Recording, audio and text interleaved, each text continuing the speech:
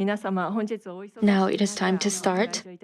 Thank you very much for taking the time to come today. This is the symposium titled A Nation Divided or Reborn, the Future of the U.S. under Trump 2.0.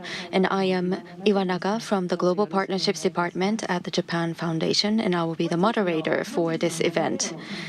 I will briefly explain the outline of today's event.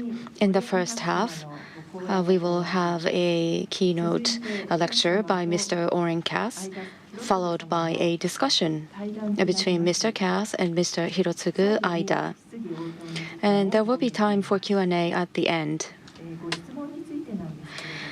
As for questions, please write your questions in the question form and hand it to nearby staff wearing purple straps. These are staff of the Japan Foundation.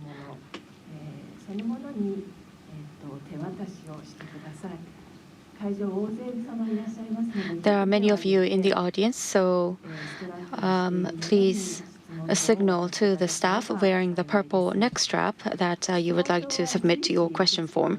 And you may submit questions at any time during the event. Please hand it to the staff. And we may not be able to answer all the questions due to the limited time. We thank you in advance for your understanding. And also, simultaneous interpreting service is available today. If you would like to use this service, please use the receiver to hear the translation, and channel 1 for Japanese, channel 2 for English, channel 1 for Japanese, and channel 2 for English. And also, in the back of the room, please note that the organizers will be taking videos and photos today during this event. We thank you for your understanding, and we ask that you refrain from audio and video recording or taking photos of the event.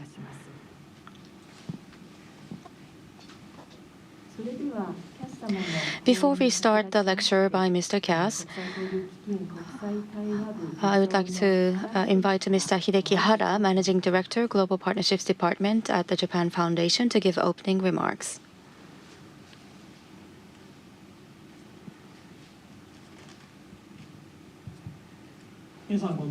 Good afternoon, everyone. I am Hara, Managing Director of the Global Partnerships Department at the Japan Foundation. Thank you very much for joining us today for this symposium, and I am very happy to see so many people here. The Japan Foundation, as many of you may know, have continued intellectual dialogue between Japan and the U.S. without interruption since the establishment of the Center for Global Partnerships in 1991. Looking back at history, I was one of the founding members of the Center for Global Partnerships. In the early 1990s, Japan was still considered an economic threat to the U.S.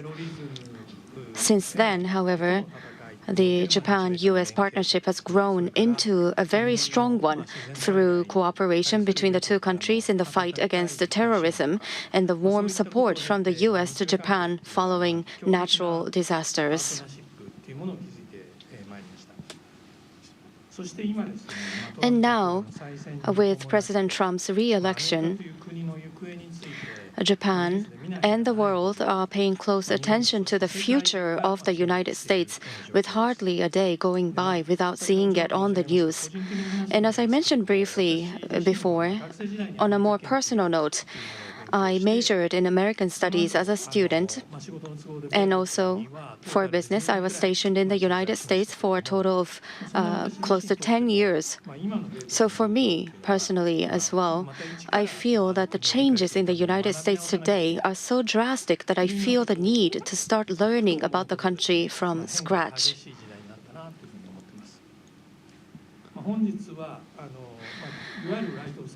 And today is a rare opportunity to hear directly from the so-called center-right policy thinker, Mr. Cass. And I am looking forward to hearing about what is happening in the United States right now. and what will become of the United States going forward. I have just one request for everyone here today. Although Mr. Cass is a person who is attracting a lot of attention in the discussions, he is not a member of the administration. So I am well aware that you all have a lot to say to Mr. Trump and Mr. Musk. I can tell from your expressions, facial expressions. However, rather than directly throwing it at Mr. Cass, I would like to find out from the mouth of a young American public intellectual what kind of ideas and logic are hidden behind the recent bold policy shift in his country. What is happening in the U.S.? So this should be a forum, an opportunity for us to hear directly from a young intellectual and for us to relearn about the United States. And I hope this will become a place for constructive discussion. So I would appreciate your cooperation in this regard. And I also hope that this will be a valuable opportunity for Mr. Cass to also understand what the people of Japan, a U.S. ally, think and expect from the United States. Not just from this event, but he will go on to have other opportunities, other events to attend in Japan. But I hope he will consider this one of such opportunities. Thank you very much.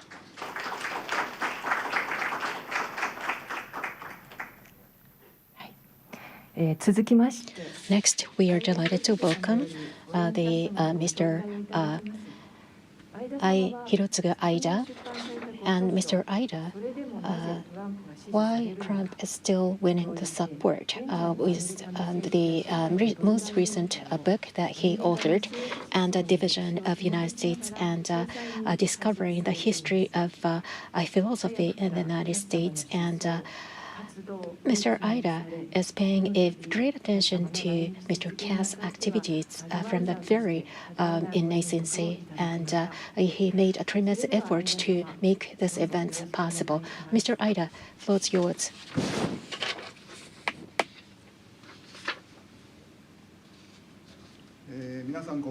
Good evening. Thank you very much for the kind introduction. I am Aida. Now, tonight, the first game on MLB opening series between the Dodgers and the Cubs is now started. So I only expected perhaps the half of the registered audience would show up tonight. And if they come, then we needed to express a profound appreciation to all of the audience. And we are very glad to see a very large turnout today. And working with Mr. Cass, I was paying a great attention because the ways of thinking of Mr. Cass is not simply be fully apprehended by the Republican and the Democrats division in the United States, historically speaking. Let me briefly introduce Mr. Cass. In 2020, he has started a think tank, American Compass. I heard that at the outset it was only a member of 6, and Mr. Vance, the Vice President, and Mr.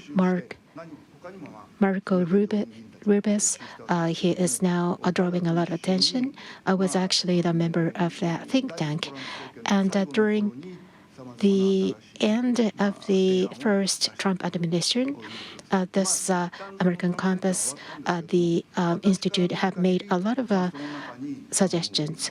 From my eyes, there were many seeds of policies and philosophies that was actually transferred to even the Biden administration as well. Now, Mr. Trump is now becoming the new president again, and now Mr. Cass' thinking is drawing a lot of attention. And now he is the contributor to the Financial Times and also New York Times as well. and he is a regular contributor to such contributing editors to these newspapers. On the other hand, last year, around July last year, that he has started a Substack publication of Understand America. So this is a must-read for those exploring new political and economic possibilities in the United States, but it's considered as conservatism. However, this is a part of a liberalism's arena, and also Financial Times, where a lot of intellects are reading, where he's making regular contributions. Now, his CV is distributed to you, but there's several points that I'd like to highlight. Now, while he was in the Harvard Law School, it was in the mid-20s. Probably you recall Mitt Romney, a former governor of Massachusetts, when he ran for the president, and Mr. Cass was the internal policy director, and in a very early stage, like in the 20s, that he becomes a advisor to a very key figure, like the American presidential election candidates. And Obama actually tried to mimic the universal health care system suggested by Mitt Romney. So Mitt Romney started a very audacious policy plan. And Mr. Cass was working, and people like Oren Cass, for example, Reformicon, where they pursuing reform but still in the conservative camp, started to appear. And Mr. Sato said that earlier that Mr. Cass is not a part of the current administration. Yet, Mr. Cass has participated at Mr. Mitt Romney's presidential election, and Mitt Romney lost the election. But Mr. Cass made it clear that he will not be in the part of the administration.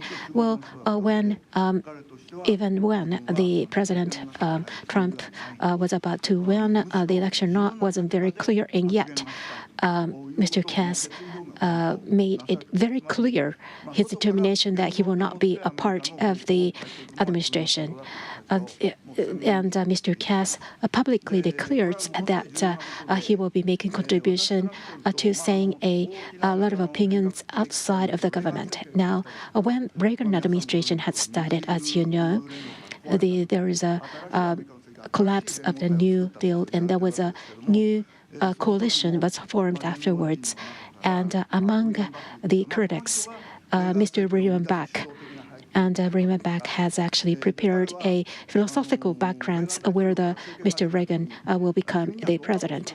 And whatever the post that will be given to Mr. Buckley, and President Reagan asked what position would he like, and he answered that he will be the puppet master, which means that such a philosophy and critics will create the thinking and the philosophy where the presidents will only speak on behalf of such critics. And still, in the modern world, his philosophy and the thoughts are having a very tremendous effort for Buckley and Yukichi Fukuzawa.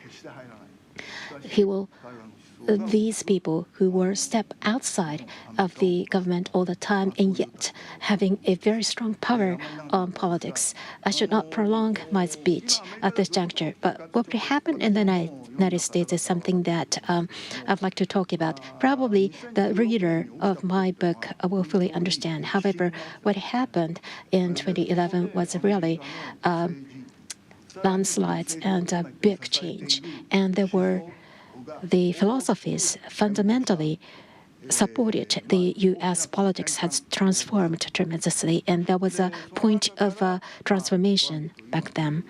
And among those, President Trump was formed.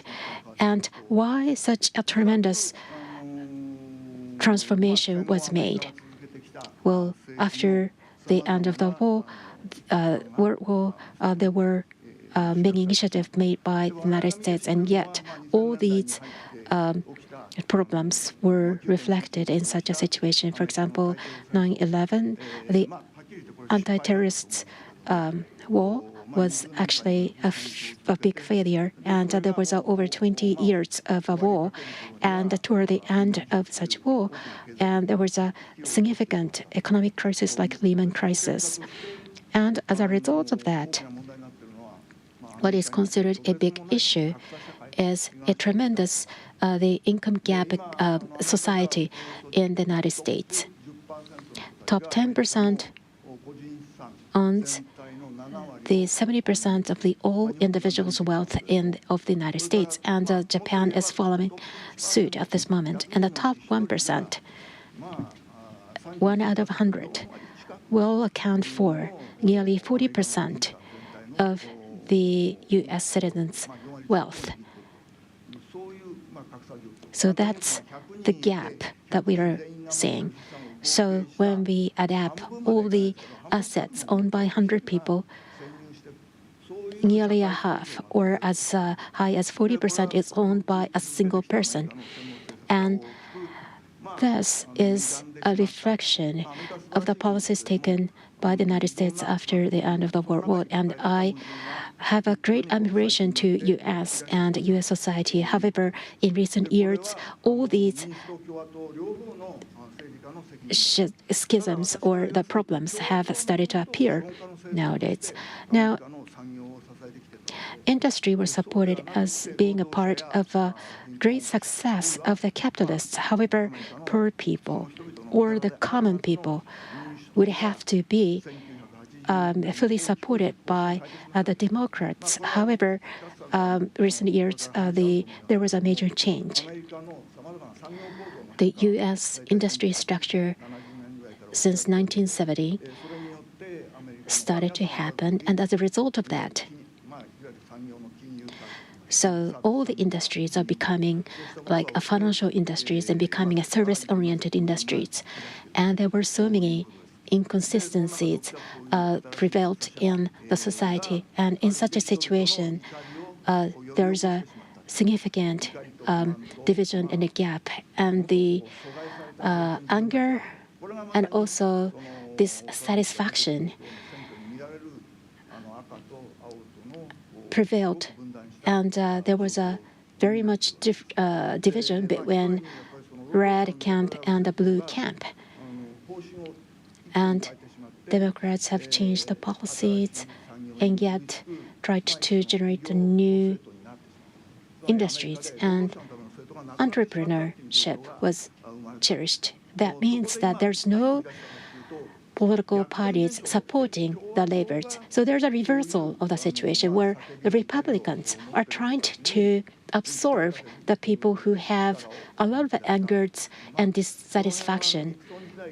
And from President Nixon to Reagan, such a phenomenon have been happening, and yet, broadly speaking, Democrats and the Republicans are mostly finished replacing their support basis or constituency per se.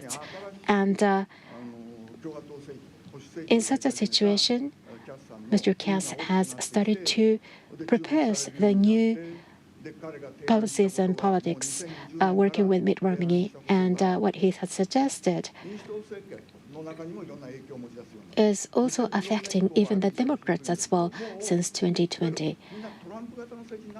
So all the policies will become more of a Trump-like policies, and the Trump phenomenon is becoming quite prevalent. And because of this reason, the opinion raised by Cass is quite important. However, there were many philosophies which is penetrating into all aspects of the policies. And somebody like Elon Musk used to be the supporter of the Democrats, because Democrats were the industry supporting the IT and the information technology industries. However, that is completely reversed and started to out loudly support the Republicans because it is convenient for them.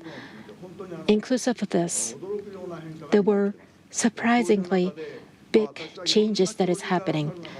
And there were many trends that is happening, but there were some desire that I wish for America to realize, which is demonstrated by Mr. Cass.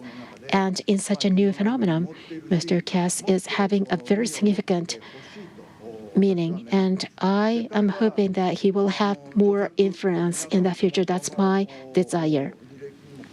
As I have described in the CV, he has authored Once and the Once and Future Worker, published in 2018. And when you look at this title, I was really this reminded me of the Once and the Future King, which means that the worker is going to be the king of the America in the future. I think that's what Mr. Cass is hoping. Now, perhaps some of you may recall that around 8 years ago, when the first Trump administration had started, and there were some philosophists that appeared in the market where that was only 30 years ago, the person of Julius Blaine, and we tried to invite and successfully hold the Symposium, and that was his first visit. And seems that he has developed a very positive images about Japan, and he has published a new magazine at the age of 30 years old, and he is becoming a very important speaker, and his magazine periodicals are becoming a very important periodicals. And working with Julius Blaine, he is also a part of Mr. Cass's author editor team, and working together. So new philosophy, be it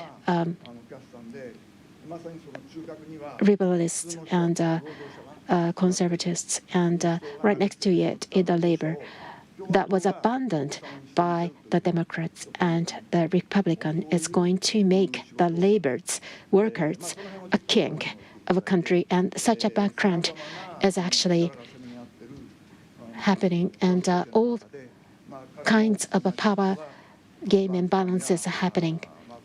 And what Mr. Cass is saying is affecting Marco Rubio is a part of the administration. I am hoping that what Mr. Cass is asserting would realize, and I hope that the Japanese people would understand such a situation. With this, I really wanted to have this seminar. That is all. Thank you very much. Aida-san, thank you very much for your speech. Now, we would like to invite Mr. Cass. Please go to the podium. Thank you so much. And the floor is yours. Thank you.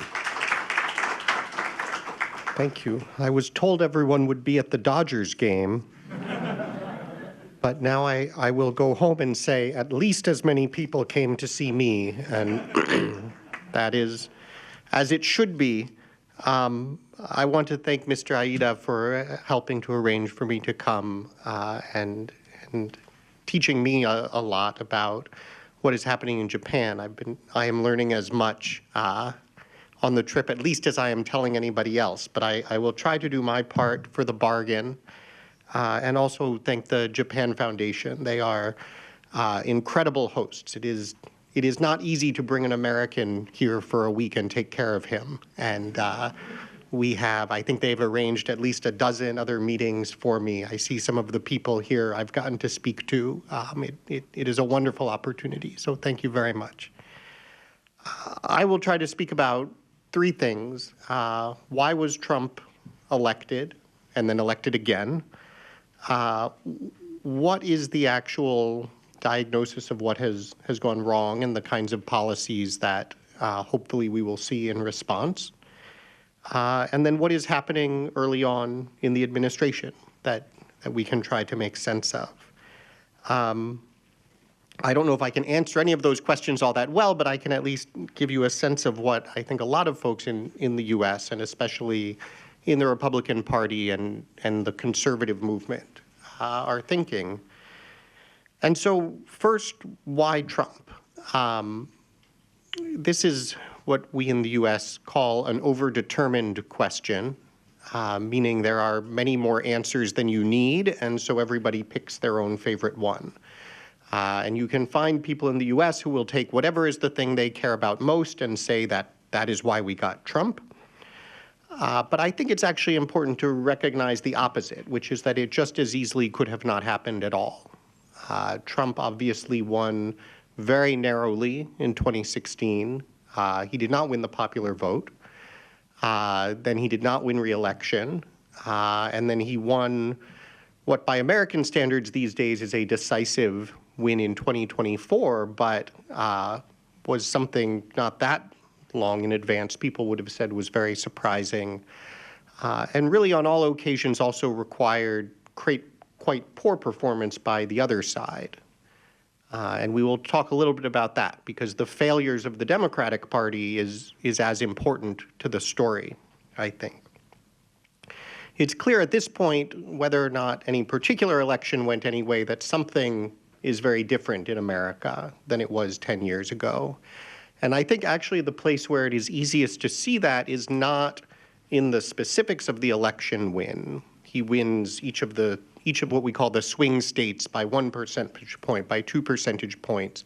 You actually see it better in the rest of the country, where people swung by 15, 20 percentage points in urban areas, in states that traditionally would have been said are Democrat strongholds.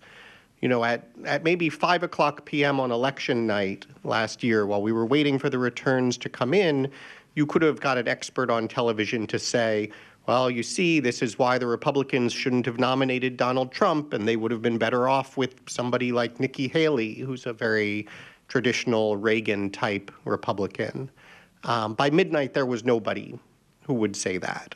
Not only did he win, not only did he win the popular vote, but he switched the basic alignment of the map in the United States so that the kinds of states that the Democrats have been saying they are going to get close to winning, states like Texas and Florida, are farther out of reach than ever. And in fact, the Republicans are now closer to winning states like Illinois, where Chicago is, states like New York, where they would have said until last year they never had a chance.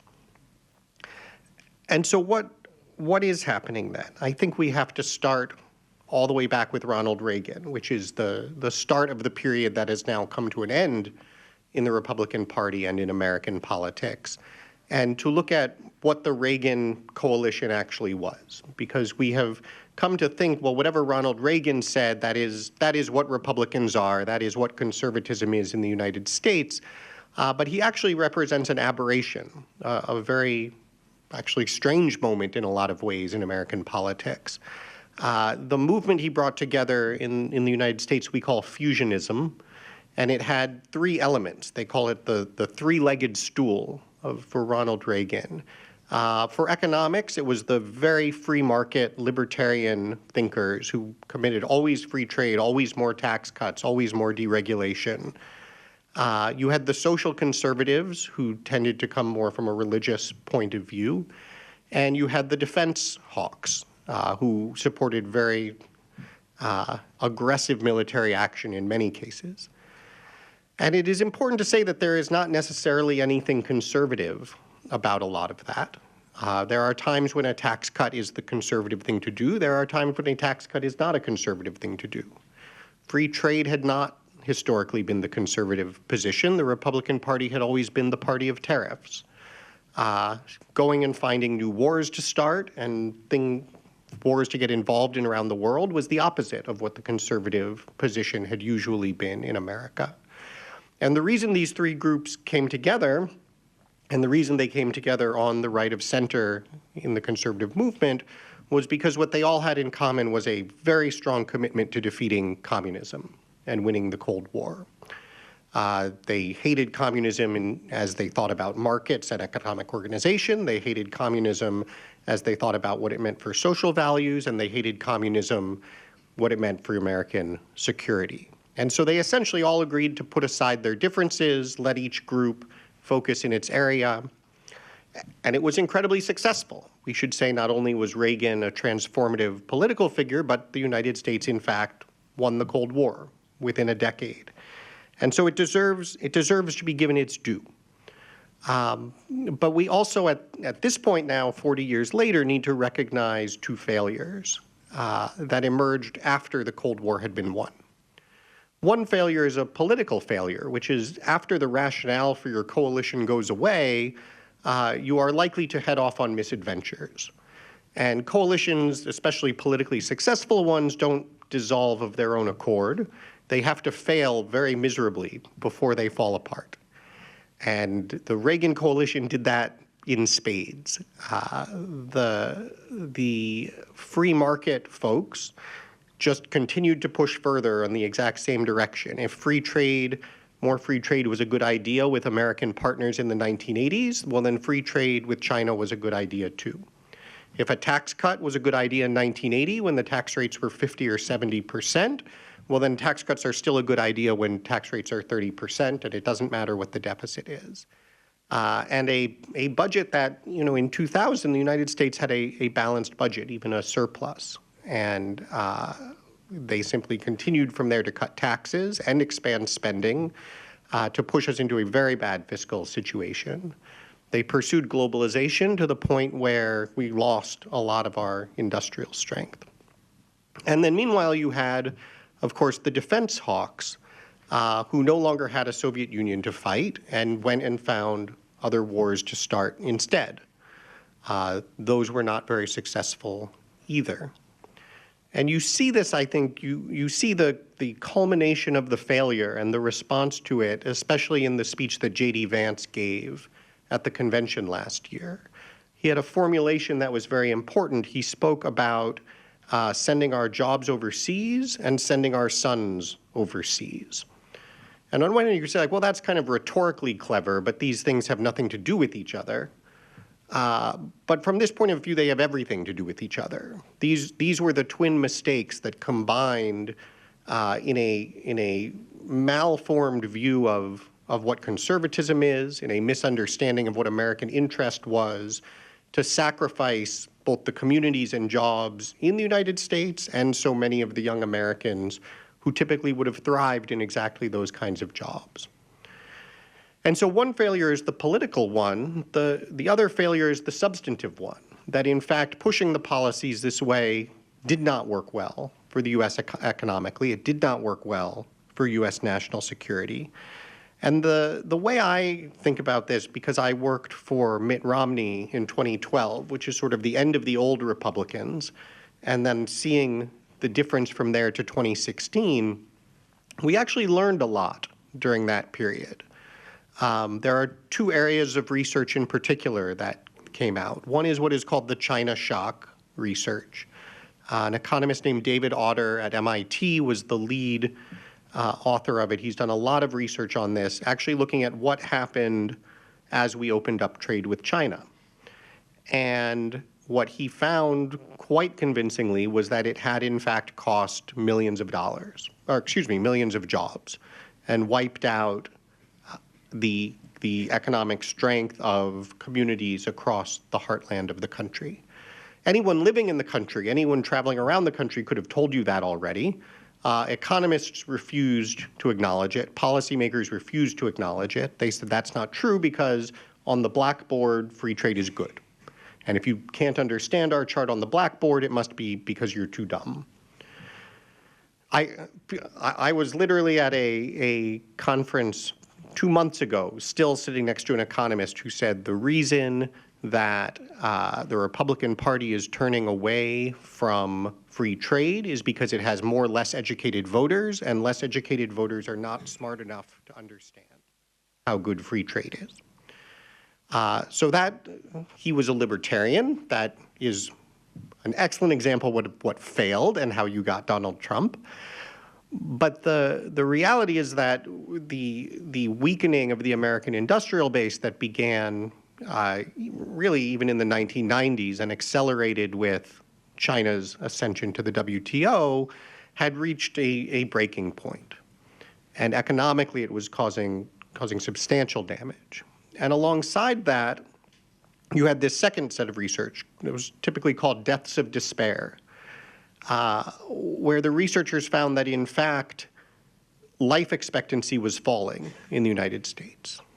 It was falling sharply for middle-aged, less educated, particularly white people, essentially a group that looked an awful lot like the group that had faced all of the economic challenges. It was falling so sharply that life expectancy overall, for all Americans, had begun to decline, which is not something you would ever expect to see in a developed country. And this was all happening while the economists and the experts were still saying America has it the best it has ever been. All of our data say things look good, and if you don't believe that, again, you're either stupid, or you are racist, or you just don't like foreigners. And so it was in that exact conflict that Donald Trump showed up. And it's not just that he showed up and was willing to talk about these things. He showed up and talked about them in the face of a group that was not. He went up on the stage with 16 very traditional Republicans, all of whom were competing to sound most like Ronald Reagan, celebrating Morning in America. And he said, this is all a disaster, and wiped them all out. And then he went up against a Hillary Clinton, who was still speaking like it was 1995. And that was not a very popular message either. What I think is even more remarkable is that this is still what he was going up against in 2024. That faced with everything they were so worried about in Donald Trump, knowing that he was likely going to come back and run again, the Democratic Party still could not bring itself to address any of these issues in a meaningful way. Right? What were the main things the Biden administration was known for? Climate change, opening the border to immigration, and paying off the debt of students who had gone to college. And then when they replaced him with Kamala Harris, she managed to be even worse. I will never forget, this was kind of check it 3 times to make sure it's true. As the election was getting close, the Harris campaign was realizing Trump is winning, and he was winning where places they did not expect. He was winning with younger voters. He was winning with particularly young men. He was winning with young non-white men. And they put up their 5-point plan for young black men, opportunity for young black men. Already they have gotten it wrong, thinking that the way to speak to the group of people is to single them out based on their age, their gender, and their race. But of their 5 points, point number 3 was make it easier to invest in cryptocurrency. And point number 5 was make it easier to start a business selling legal marijuana. Right, you like, oh, he must be making that up. No, that was 2 of their 5 points. And they lost with those voters in a way that a Democrat has not lost with those voters maybe ever. And so that is how you get Donald Trump. The way that I like to describe it is that in America we are playing a game of chicken. Coming from one side, driving down the road, are generally speaking the elites, people who are highly educated, people who work in knowledge industries, people who tend to live in coastal cities, people who have most of the power and who mostly like the way things are going. And coming from the other side are the majority of the people in the country. And in a game of chicken, both sides drive straight at the other and honk as loudly as they can and hope the other will pull to the side of the road.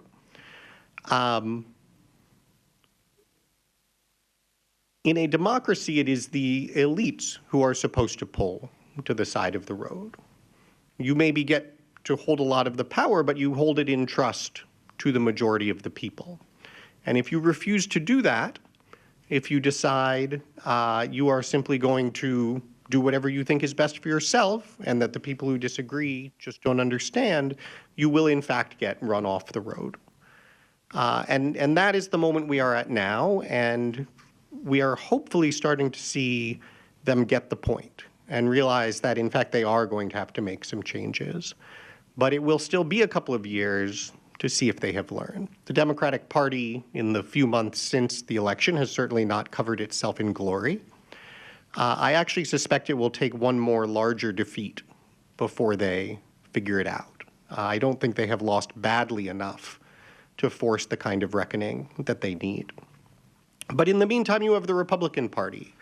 And I actually have a tremendous amount of optimism that the direction that the Republican Party is headed can actually address a lot of these problems.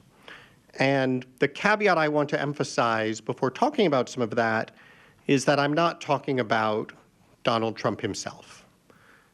Trump is a transitional figure in all of this. Trump brought what I think is very constructive disruption, but Trump himself is not necessarily the person focused on sort of building the thing that comes next. And so it is important to look ahead and see what is it that people like J.D. Vance, like Marco Rubio, are talking about and focusing on as the best indicator of where the Republican Party is going. And I think there are two broad areas to focus on. And what they have in common is an idea, and this is why this was the title of my book, the idea that workers matter and that work matters, and that so much of what American policymakers got wrong for so long was the idea that people just want more stuff, and that consumption is our goal, and as long as people keep getting more stuff, right, the phrase is we are going to grow the economic pie, and everybody likes pie, so as long as everybody can have more pie, they're going to be happy. And that is just a very bad model of human flourishing, of what people actually care about. And if you instead say, yes, of course we want growth, we want everybody to have more pie, but it matters how you make the pie. It matters whether everyone can have a role and be a productive contributor and support themselves and see a future for their kids. And if you care about those things, then a lot of the policy choices we had been making, you start to flip around. And so I think this then, you end up with these two big categories. One big category I would call production, which is the sort of big macroeconomic issues, and one category would be people, which is the more microeconomic issues. And so in terms of those macroeconomic issues, you know, the first and the biggest one is globalization and the free trade model. And the idea that essentially if China wants to send you stuff for cheaper, you should say thank you. And certainly trade can be a wonderful thing. If others are making stuff cheaply for you and there are things you can make and send to them, both sides can absolutely benefit. But that is not how globalization has been working. Instead, the things we used to make get moved and are made elsewhere, and we don't make anything else instead. The trade that actually happens is the stuff comes back in, and what gets bought from us is assets, right? It is acquisition of our real estate, acquisition of our corporations, and lots of debt. Pieces of paper that say, we owe you, we will pay you someday. And when you hear Donald Trump and the other people in the administration obsessing about the trade balance, about the trade deficit, that's what they're talking about. That if all you care about is stuff, then this is great. They sent us the cheap stuff, we didn't even have to send them anything. If you care about the actual opportunity for workers, the strength of industry in your country, you are not going to accept this any longer. And so globalization is a huge issue. Immigration becomes a very big issue in the economic sense. You can, in fact, keep just growing the economy by just letting in more immigrants. You can drive down the prices of things if you let in immigrants who will work for low wages. Neither of those things is going to necessarily work out, especially for the lower wage workers that you have in the country.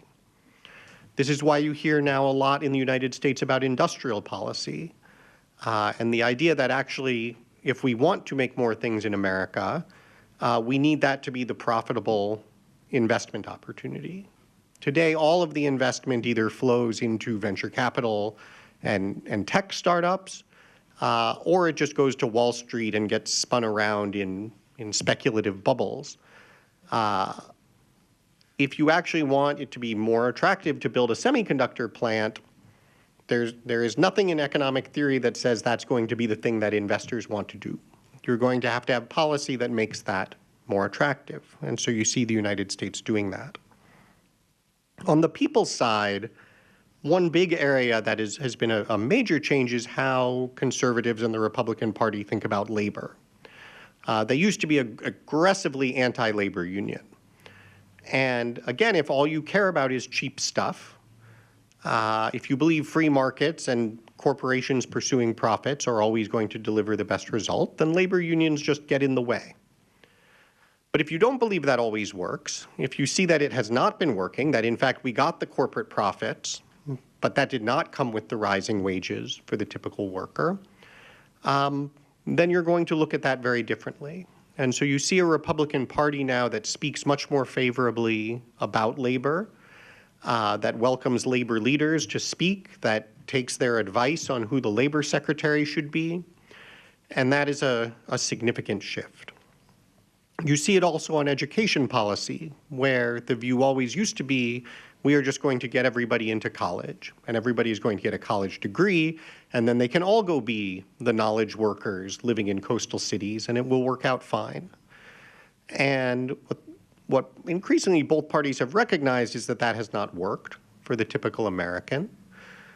The problem for the Democratic Party is that they are still very, very closely tied to the existing academic system and the universities.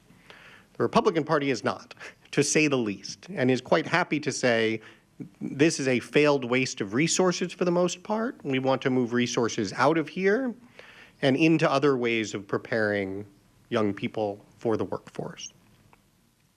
And then finally is family policy. You see conservatives focusing much more on the need to support families raising kids, and in fact being willing to use public policy and budget and spending to do it, to have more generous tax policy to support families, to have a much greater focus on entitlements and protecting them. Right? Until Donald Trump, it was the Republican Party that was trying to figure out how to reduce spending on Medicare, how to reduce spending on Social Security, the programs for retirees. Now it is the Republican Party's position that those things must be protected at all costs. And so all of that as an agenda, I think, is one that responds very directly to what has gone wrong and what the people who are upset about what has gone wrong are upset about. As I mentioned, it is not necessarily where Donald Trump himself is pushing in all cases, but what we have today, in a sense, in the United States is a race between two parties that each were getting some things right and some things very wrong. You have a Democratic Party that had a set of economic policies that generally workers thought were more supportive of them, but they paired it to a set of very radical social commitments that most Americans found horribly alienating. And you had a Republican Party, especially before Donald Trump, that had a set of, I would say, much more common sense social positions that Americans were more comfortable with, paired to an economic agenda that seemed to care only about the interests of corporations and higher income households. And so the vast majority of Americans had to decide kind of which part of their nose were they going to hold. That's an expression. And in a sense, the country was split right down the middle. It would have been, and it still is, open to the Democratic Party to say, hey, we're actually going to take the parts of our economic agenda that are popular and pair those to just being not crazy. But they have shown no interest or ability to actually do that. What you are seeing happen is a Republican Party that is saying we are going to take our not crazy social positions and actually start to show that we care about the economic side of most people's concerns as well. And as that is happening, you are then getting what we call a realignment of voters. You are getting more working class voters moving into the Republican Party, and more of those higher income, highly educated workers moving into the Democratic Party. And this creates, depending on whose side you are on, a virtuous cycle or a vicious cycle. Because as more working class voters move into the Republican Party, it is more in interest for the politicians to appeal to those workers and continue to evolve on those economic policies. As more of the high-income, highly educated workers move into the Democratic Party, it becomes more in the interest of the Democratic politicians to become even more crazy and stuck in their elite bubble. And that is still the cycle that we are spinning in right now. I think it will continue to spin at least one more cycle to a point where a J.D. Vance or Marco Rubio type candidate wins a very decisive victory over a Kamala Harris type candidate. And that will start a period of actual reform in the Democratic Party, which is good. America is at its best when you have two parties that both actually understand what voters want and know that they have to fight for their support. But I think at this point it is that Republican focus that is likely to be more successful. So how does this fit with Trump so far? We are only a couple of months in. As I said, I would not expect Trump to be doing everything I was just describing. But I think what you do see is a very dramatic shift from the first Trump administration to the second. And you see this first and foremost in his appointments. In these areas, in the economic portfolio, you see him picking people who in every case are much closer to this kind of thinking than the person that he picked last time around. And so the distance from Mike Pence, the vice president, to J.D. Vance, the vice president, is maybe the most obvious one. But you see the same thing on foreign policy, going from, Rex Tillerson, the ExxonMobil CEO, to Marco Rubio, the State Department. You see it in the Treasury Secretary. You see it in the Chief Economic Advisor. You see it in the Labor Secretary. And so that both, I think, signals his own thinking. It signals the existence of a set of people and ideas that are ready to work on this in a way that they weren't in 2016. And it signals who will be making a lot of the decisions and what they're thinking about. That being said, I think there will also be a lot of things in the Trump administration that are more chaotic and not as well planned. But to understand what is happening and where things are going, it's very important to pay attention to both at the same time. People who just don't like Donald Trump enjoy finding something that they think doesn't make any sense and saying, there, you see, it's all crazy. And they feel very good about themselves. And when they do that, as they have been for the last 10 years, they miss the bigger picture. And so, yes, it's important to pay attention to the specific things, to scrutinize things that are not going well, but it's also important to look at that bigger picture. And so what is it? I'll just mention three things here in concluding. And they actually start, I think, especially for other countries, in what it means for how the U.S. thinks about the world.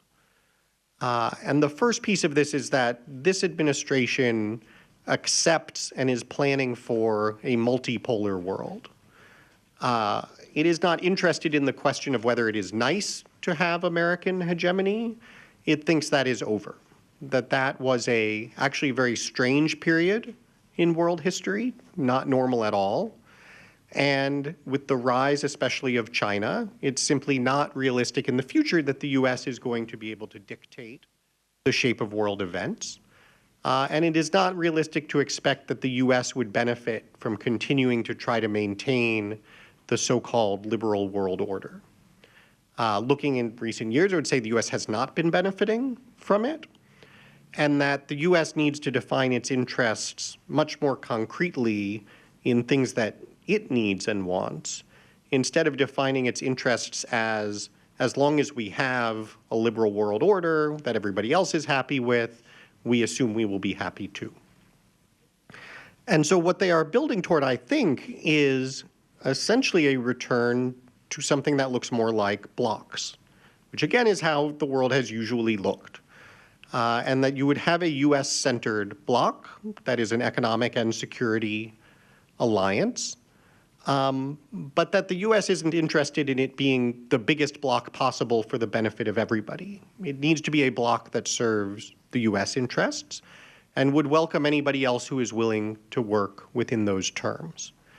And I think the three things that they are most focused on, one we have talked about is balanced trade.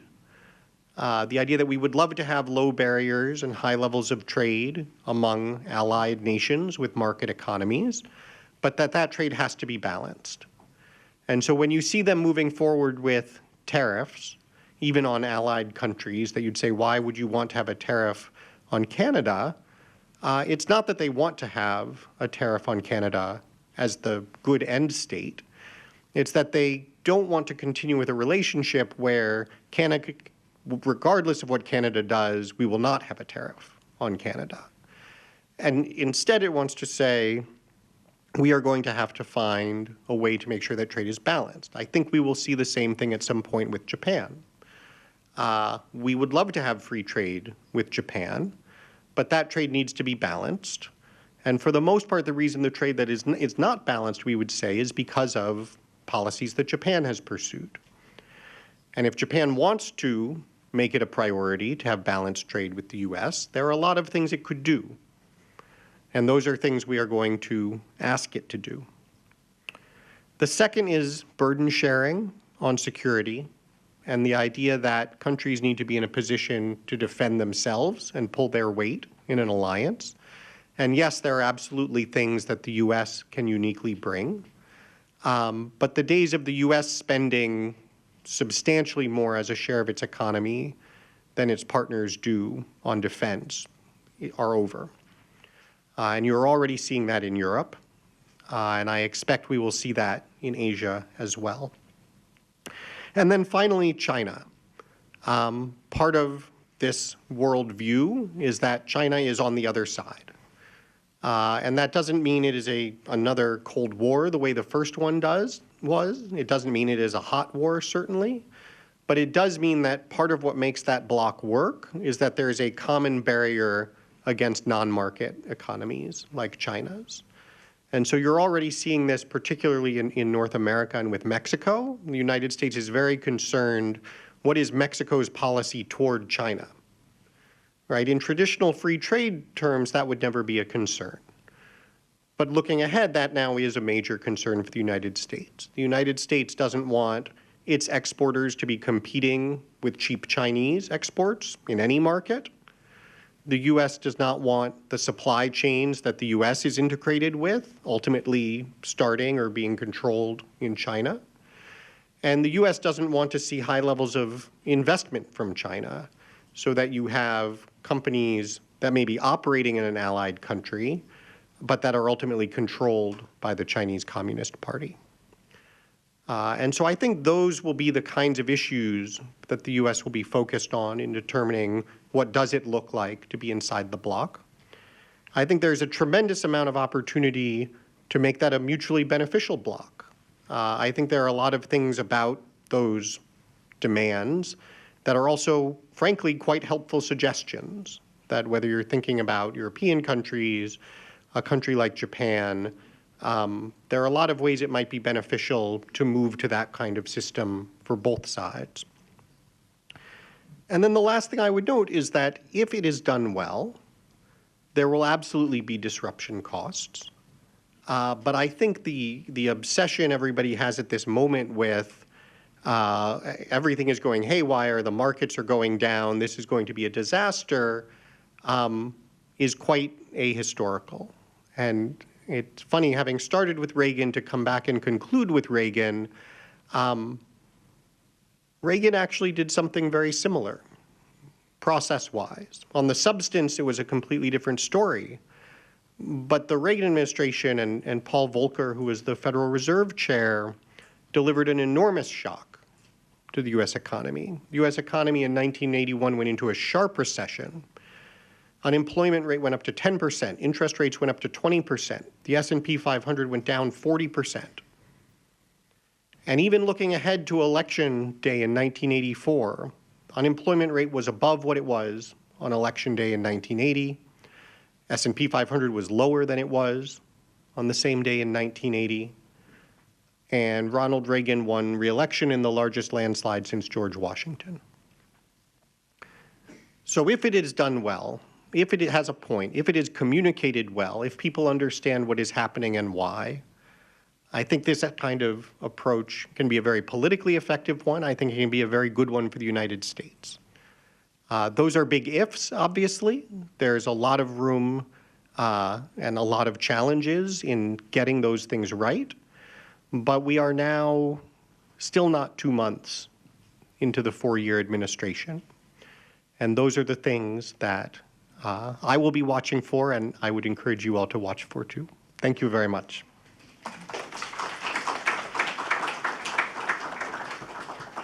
Thank you, Mr. Cass.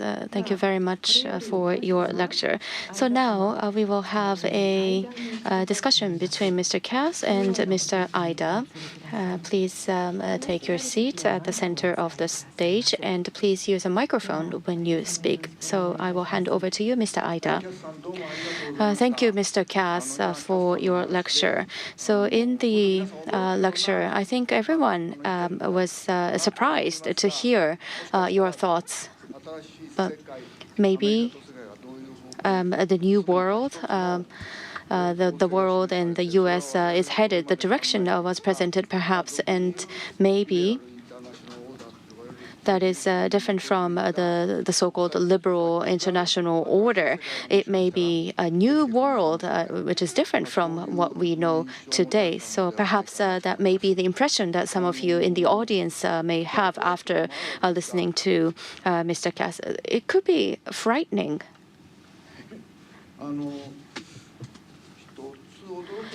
But one surprise for me was that towards the end of his presentation, at the time of the start of the Reagan administration, there were similar concerns, fears, and anxieties. I still remember myself at the time. I thought that I was already working when the Reagan administration was established. I was fearful that there would be a nuclear war, and the Reagan's economic policies were not consistent. So people would call them voodoo economics. They would increase the defense costs and give tax cuts. This would result in huge deficits, basically bringing the U.S. economy down. So, of course, theoretically, that's what everybody thought. But after a period of difficulties, after a period of struggles, things turned around. And looking at the statistics during Reagan administration, inequalities widened, but everybody actually became wealthy. This is shown in Piketty's graphs. So there will be a difficult time, no doubt. But after we go through that period, there may be a new U.S., there may be a new world awaiting at the end of that tunnel. I think that was suggested. But in the process of reaching there, there may be many difficulties and struggles that we all experience. So this is my question to you. First, in Japan, what is not widely or commonly accepted is that what will happen to the world order, world structure? The U.S. hegemony is no more, in a sense. Rather, we should expect a multipolar world. I think that's what you mentioned in your lecture. And for intellectuals in Japan, this is not something that is easy to accept because of the discourse that we've had for many years. But would such world be similar to the European continent in the 19th century?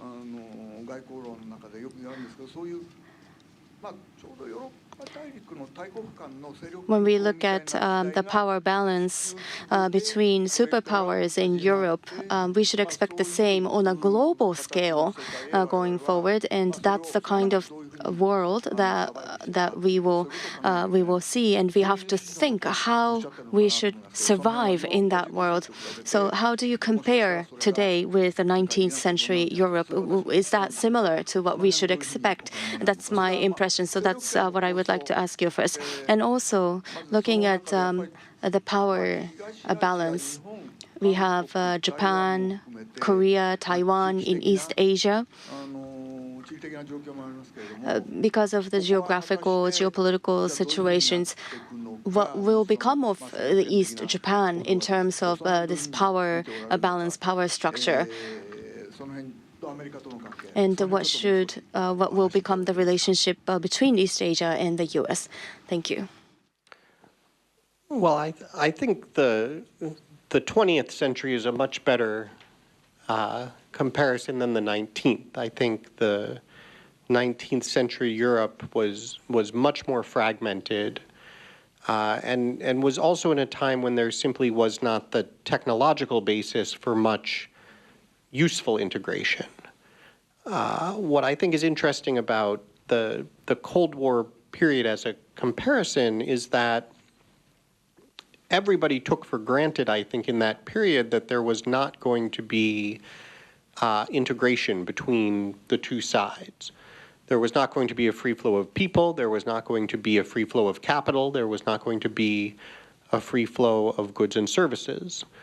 And my favorite example of this is, there was so little economic integration that when PepsiCo wanted to start selling Pepsi in the Soviet Union, it took them about 10 years of negotiations with governments on both sides.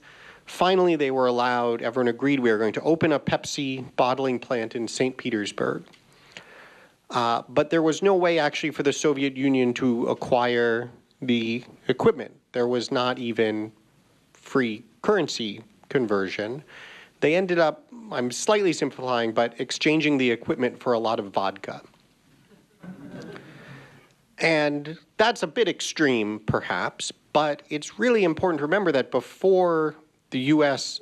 embraced China around the year 2000, there had never been any example of two countries, and especially two sort of powers like this with completely different economic and political systems attempting to integrate, that these things are not actually compatible. The only reason that was attempted was it was assumed that China was going to change, that China was going to become a liberal market democracy somehow by virtue of this. That was obviously not a very good assumption.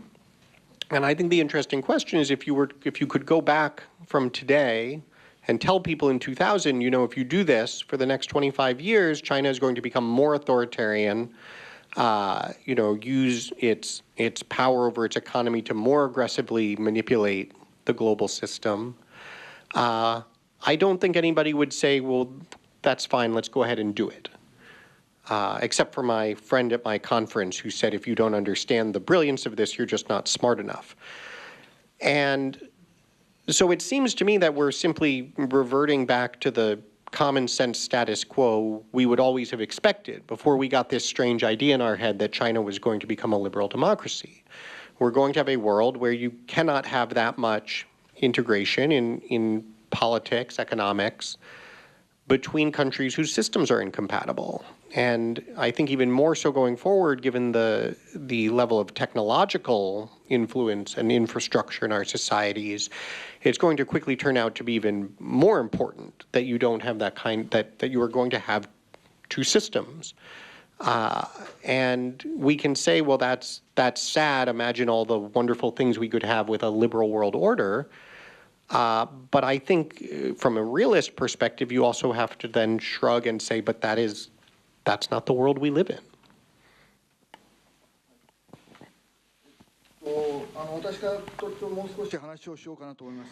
I'd like to ask more dialogue with you. Yet, in fact, we've received so many questions from the audience in writing. Therefore, we'd like to move and moving on to the Q&A at this juncture. It seems that some of the online viewers have casted their question. So I'd like to read asking some questions to you. Now, the first question is, it is my personal question as well, and I share this sense of a question. So many people, when I explain what Mr. Cass is asserting to people, and usually there are some frequent asked questions, and there's my own ways of answering. However, I'd like to ask Mr. Cass how you would answer to such questions using this opportunity. Questions are, so in your thoughts, so you are trying to rebuild the middle income people in the United States, and for that to happen, you need to re-enhance and re-emerge the manufacturing sites and creating jobs. But currently, U.S. manufacturers are deteriorating, yet there are information technologies and others, and it seems that U.S. manufacturing-based deterioration is in line with the technological advancement, and perhaps that is actually happening because of the historical change. For example, the industry is becoming more service, and there are more intellectual knowledge workers, and also all the industry becoming the financial entities. It may be really difficult to reverse this trajectory. If we force to reverse this trajectory, it may be further risky. And that's one of the questions that we received. How you're going to restore the manufacturing basis in the United States? Would that be really feasible for the United States? And also Japan is tracing the similar track, and their necessity in the history. What's your thoughts? Well, I would start by saying it's certainly true we are moving and have always been moving as a developed economy toward more of a services economy. That does not mean we are no longer a manufacturing economy. And the way you can tell this, and this goes back to the question about balance, is that we have a $1 trillion trade deficit. If manufacturing were declining because people just didn't want to buy stuff anymore, I think you're right. You would say, well, it doesn't make any sense to try to reverse that. But that's not our problem. If we had balanced trade, we would either need to be selling $1 trillion more stuff a year to the rest of the world. That would be about a 50% increase in our manufacturing base. It would put us right back on the trajectory we would have been on before WTO and China. Or we need to be producing $1 trillion more for our domestic market that currently we import. Now, it's not going to be one or the other. It's going to be a mix of things. But if you evaluate what the economy needs based on what is actually being consumed, there is massive, massive, massive demand for production above what the U.S. is currently producing. Can we reverse it? It's funny, the best example that I like to point to on that front is Japanese in origin. It is the movement of the Japanese auto manufacturing to the U.S. in the 1980s. This is one of the things that happened right when Ronald Reagan came into office. There's obviously great frustration in the U.S. with the flood of imported Japanese vehicles. And exactly in the spirit of a negotiation, because there was Congress was threatening to otherwise put tariffs on, the U.S. and Japan agreed to absolutely cap the level of vehicles coming into the U.S. from Japan. Now, the result of that was not some calamity of any sort. The result of that was not a disaster for American consumers. It was that every Japanese automaker very quickly made massive, unprecedented capital investments in the United States. First, it was assembly plants. Then it was entire supply chains. These Toyota and Honda now have huge research facilities in the U.S. And by the way, it wasn't even ultimately a reduction in the quality of the cars or an increase in the price of the cars. It turned out if you actually had rules in place that said you have to serve U.S. consumers from the U.S. market, and you had all of the positive market forces that work well, I think, within the domestic economy, you can have more very high-quality high productivity manufacturing, creates hundreds of thousands of good jobs. And so I think that kind of model, we're seeing it already now with chips, right? Why are all the chips made in Taiwan? The economists would say, well, trade moves around because of comparative advantage, right? I'm pretty sure that, rocky outcroppings off the coast of China have no particular comparative advantage in making the world's most advanced semiconductors. They had a government in Taiwan that made it their priority for decades to make advanced semiconductors. And we are seeing now, if the U.S. makes it a priority as well, the U.S. can absolutely return huge amounts of capital investment and output in that front. So I think that the demand is there. You're actually returning much more to a healthy economy as it should function, not you are pushing it back, not pushing it off of what a well-functioning economy would look like. あともう一つ大変多く来てるのが Another question, a many frequently asked question, is obviously on tariffs. I've received many questions on tariffs, and I would also like to add some additional information and try to ask two questions on this topic. The first one is, as many of you are thinking, one of the questions that I've received is tariffs. Of course, the call for retaliatory action. No one comes out a winner. What are your thoughts on this? With regards to the tariff and tariff policy that the Trump administration is taking right now, no one is going to benefit. No one is going to come out of this as a winner. So what are your thoughts? And China is the target of tariffs. If manufacturing bases are to be created in the U.S., is that something that the U.S. welcomes? That's the related question. And in relation to this, maybe some of you have noticed over the past week or so in the Financial Times and others, Mr. Cass has been quoted. I think we are starting to see a global discussion taking place. With the Trump administration, I think this, in my opinion, is a significant change since Franklin Roosevelt. And this is not my personal view. This was The Economist saying this right after the election. So this speaks to the magnitude of the change. The economic order of this century will significantly be changed. And of course, one of the big impacts is the tariffs. We are starting to see a change, unprecedented change.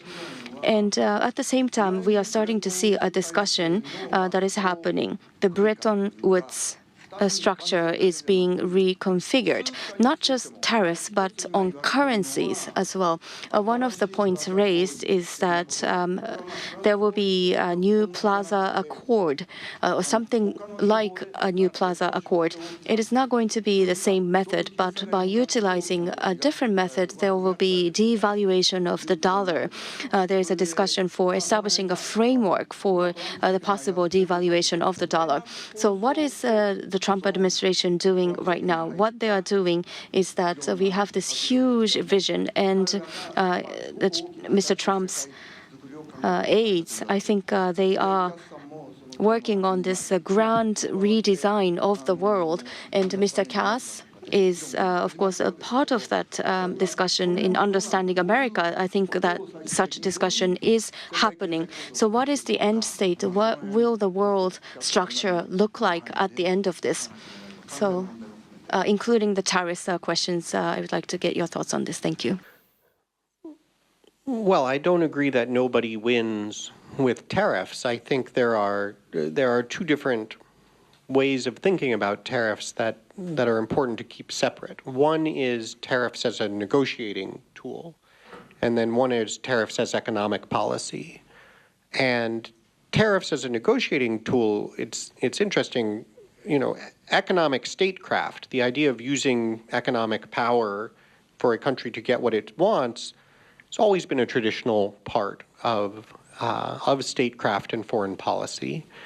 As part of building and preserving this global liberal world order, the United States essentially disavowed the use of that since World War II, with the exception of sort of the most severe conflicts using sanctions and so forth.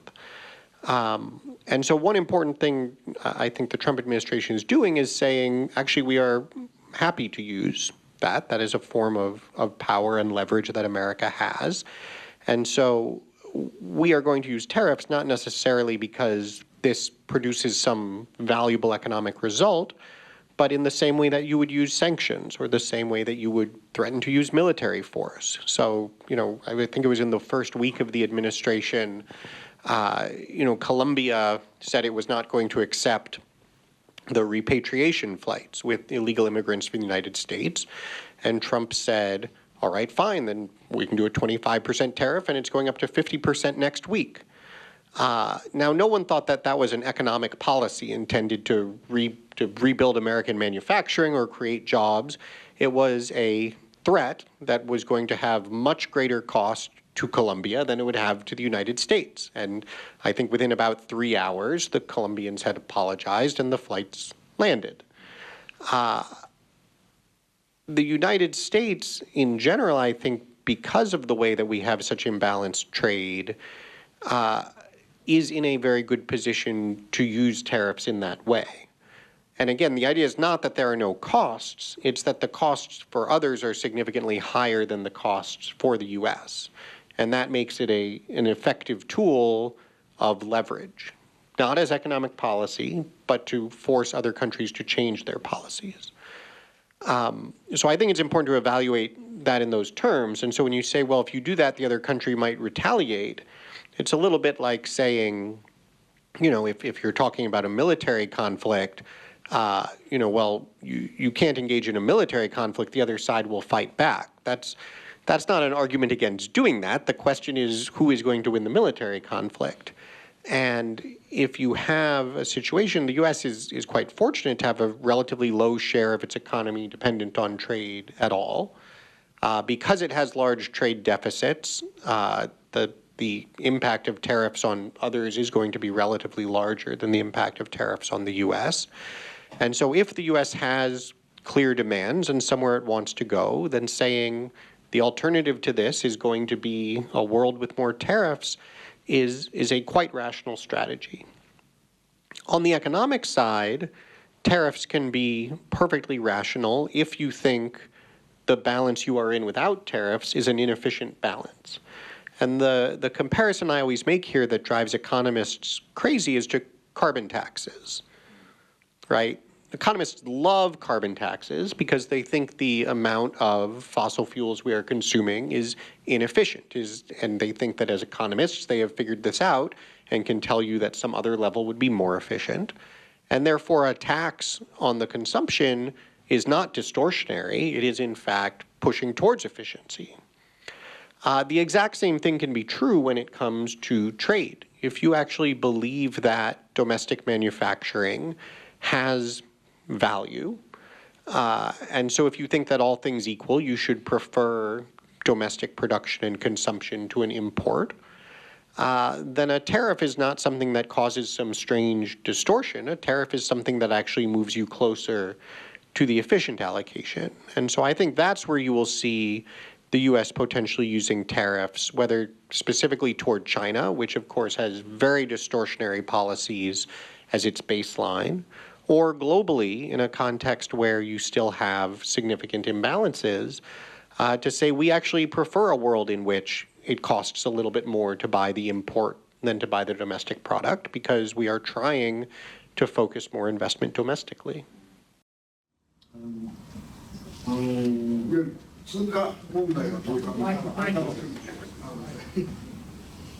通貨問題ですね。 Next, to talk about the currency, there might be a new the Plaza Accord, and could you elaborate on that point as well? Yeah, I think the easiest way to understand the currency issue is to see that if we're talking about this imbalance that exists and wanting to correct it, there are many different ways to go about it. So let's say we are in a world where the U.S. says we would like to have free trade with our partners, but that free trade must be balanced. And by the way, the United States, I think, should take some responsibility, and you'll see Treasury Secretary Scott Bessent talks about this a lot. The fiscal imbalance in the United States, the size of our budget deficit, leaves us needing to borrow a lot. That is one reason I think we end up with some of our trade deficits as well. But a lot of the imbalance is a function of policies in other countries. It is a function, certainly, of China's economic strategy. I think it's a function of Japan's economic strategy and Germany's economic strategy. And so if the United States says, if we are going to continue to have free trade with low barriers, you are going to have to change some of your policies so that, relatively speaking, you are buying more stuff from America instead of buying assets from America. And so one way other countries can do that is by encouraging more domestic consumption. Another way they can do that is by undoing protectionist policies or policies they have to push exports into other countries. And another way they can do that is to revalue their currency. And so, especially to the extent that people think that the currency valuations currently are very out of whack and helping to drive these imbalances, an agreement where countries say, or where the U.S. says, if we are going to have a world with low tariffs, it is going to have to be one where you all agree to revalue your currencies, is one way of moving there. And so that is the logic behind the sort of Next Plaza Accord.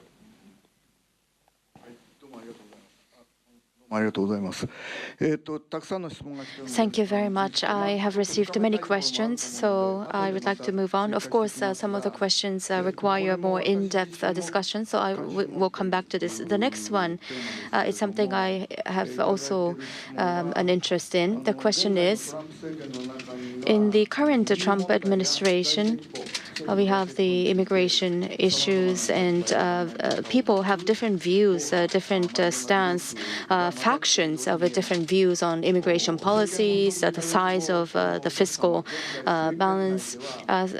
So 2 months have passed. What are your views on the administration? Which faction, which group has the most power in the Trump administration at this time? So that's the question. And in relation to that, Steve Bannon, Mr. Bannon, what's he thinking right now? And what are your thoughts on his? So this is a question in English. Of Steve Bannon. がバノンさんがいわゆるイーロン・マスクさんという So Mr. Bannon apparently had an argument, disagreement with Mr. Musk on immigration policy. So he's trying to put a lot of pressure from outside. What is he thinking? 追加もついてますけれども、スティーブ・バノンと So what is the relationship between Steve Bannon and the so-called MAGA group, Trump supporters, and also different factions, different groups in the administration? What is the power balance within the administration? What are your views? Thank you. Well, I think, any movement is a coalition. And so, for instance, I was describing what were quite disparate factions in many ways that came together in the Reagan coalition.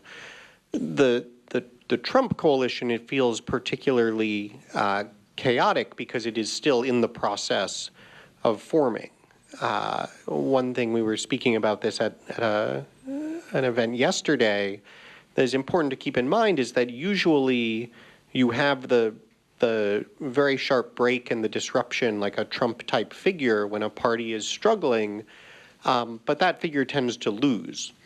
And, in the U.S., it was a candidate named Barry Goldwater who in 1964 lost by a massive margin to Lyndon Johnson, but really started the building of the movement that led to Reagan 16 years later. Then as Reagan wiped out the Democrats started building what led 10, 12 years later to Bill Clinton and what they called the New Democrats.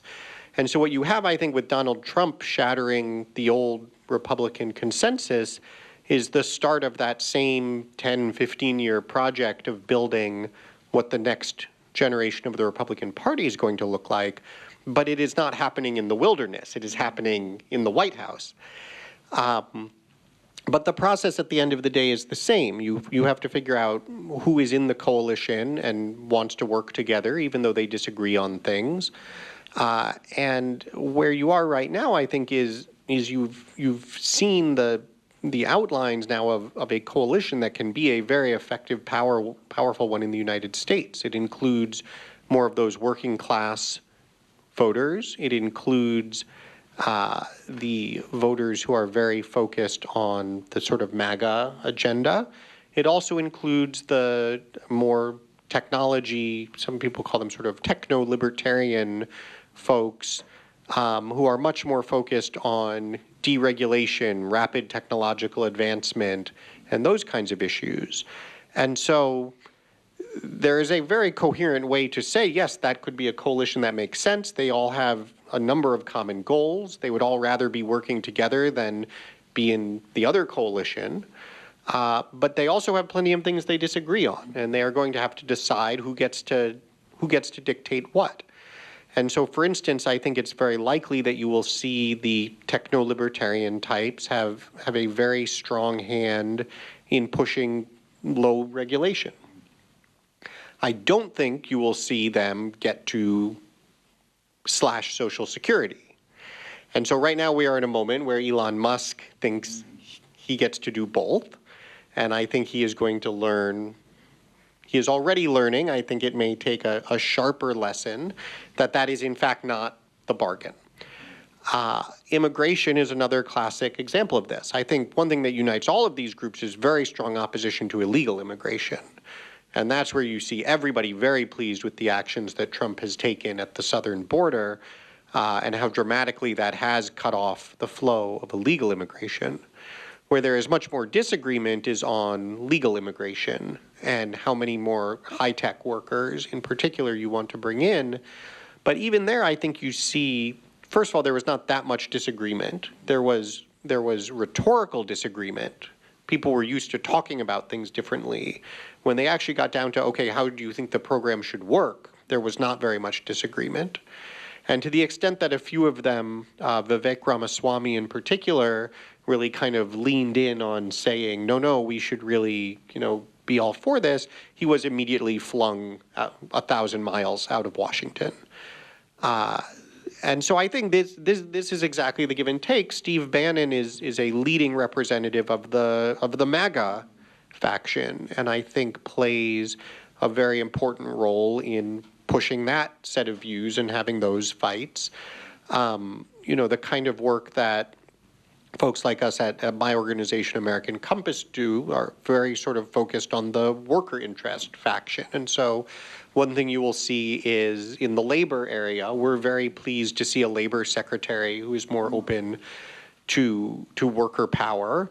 And we will be pushing to say, yes, let's really do that. Some people in the other factions will be saying, actually, that's not our idea at all.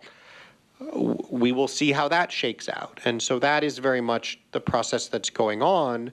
It's very interesting to be in the middle of it. But I think what you will see is over the next 4 years, it shake out toward a common understanding of, okay, what does this look like? What do we agree on? How do we move forward with now whoever the next leader after Trump is being able to effectively represent the group? Time is running out, so there are 2 questions, but I would like to combine these 2 into one, and both are related to diplomacy. These are written in English. It seems the recent U.S.-Russia relationship looks quite unusual. Do you think is it related to the new, what you call a new multipolar world order? It might be related to this. The U.S. became inward-looking. Will it need to keep military bases in Japan? If so, for what? Well,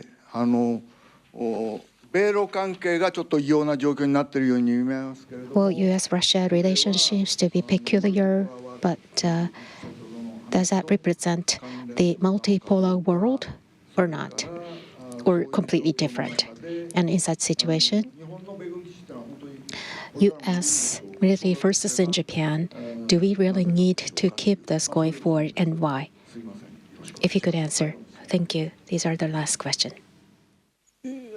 I think what's happening in Europe especially is a return to a very realist approach to foreign policy. And again, it's very interesting to go back and think about what the Reagan model actually was. On a lot of these issues, what we now think, oh, Ronald Reagan was sort of this, I described fusionism and represented the tax cutting and the, defending democracy and defeating communism.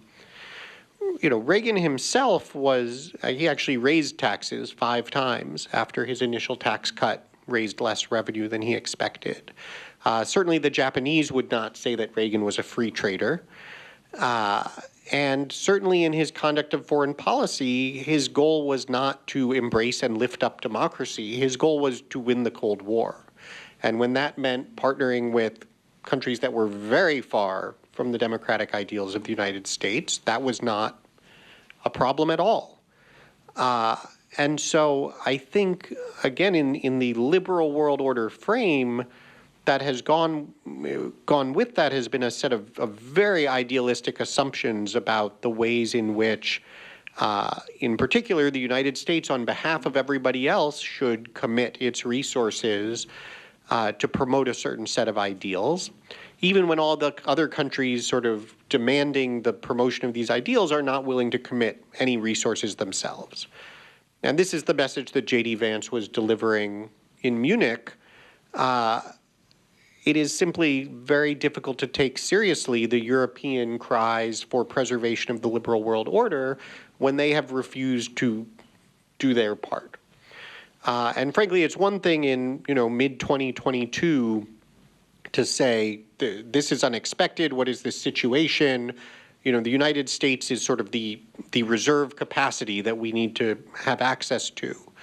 Now, somebody who is more supportive of Donald Trump would point out, of course, in 2018, Donald Trump told the Germans they needed to get off their addiction to Russian gas, and everyone literally laughed at him.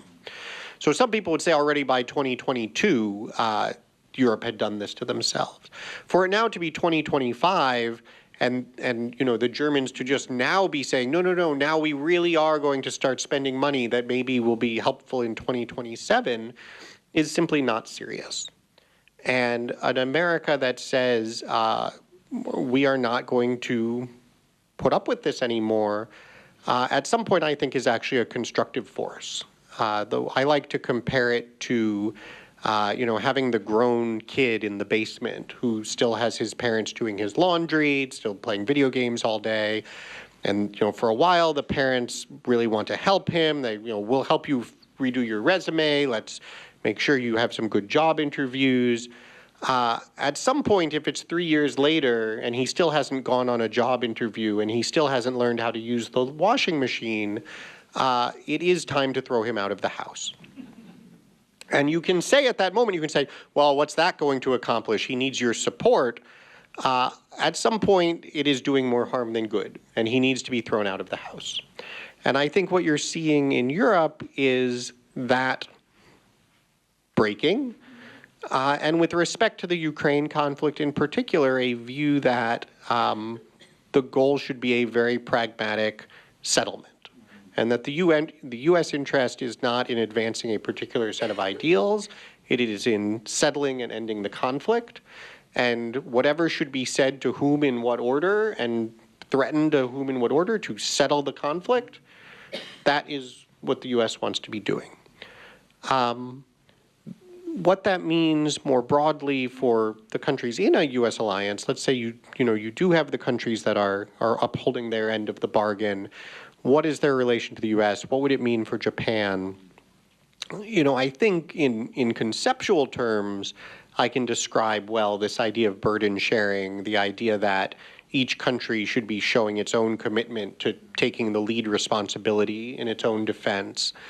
That in terms of just commitment of resources and value to the alliance, everybody needs to be on equal footing.